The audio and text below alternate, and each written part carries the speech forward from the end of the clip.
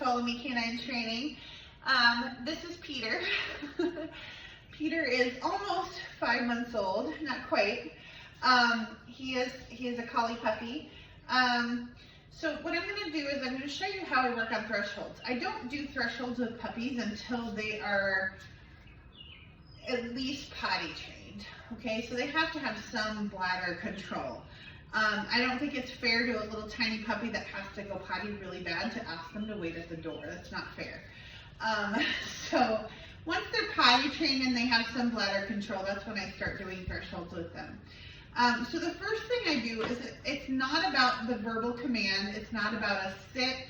It's not about the verbal. It's about respect and the dog understanding that the space is yours, okay? So what I do is I use body language more than anything to tell them this is what I expect from them. I always like to have a long leash on the dog. I'm actually gonna unhook this. What happens is if they go and charge out through the door without my permission, I'm going to give a little correction at the end of the leash, okay? And I'm going to ask them to come back and redo it.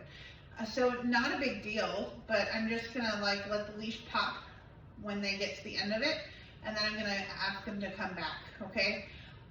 So I'm just starting to build this rapport with the dog that this is my space and that they need to respect it. So with Peter here, he's pretty pushy at thresholds right now. Like if I open the baby gate that goes downstairs, he's like right through it.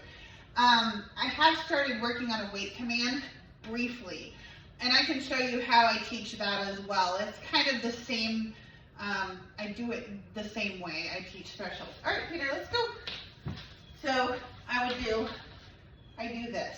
So I'm using my body language to tell him I want him to wait. Good.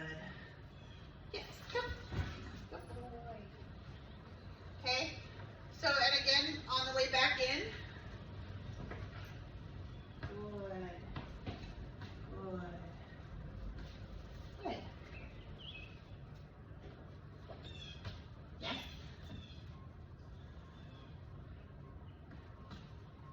Good. Good boy. Good boy.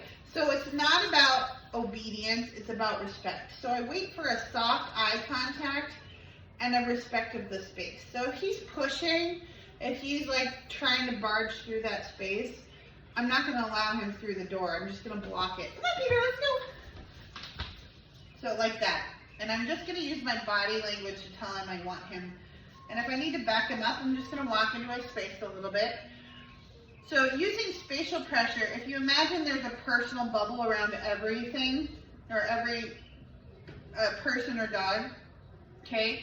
If you walk into that space, and he goes into a more relaxed or respectful state, then you're going to give him space back by backing up, okay? So it's like a little dance. If you take up space and he backs up, then you'd back up. You want to put your back to the door too, because that's saying this is mine, okay? So he understands that this is my space. Good boy, yes.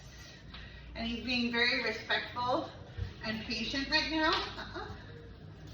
Good. Good. Good. Come. Good boy. Yes. That's a good dog. Okay? And if you want, you can certainly have your dog sit on the other side of the door. Peter, come. Good. But you don't have to, again, because it's about the respect in the space. It's not about, good. Come. Yes. That's a good boy. That's a good boy.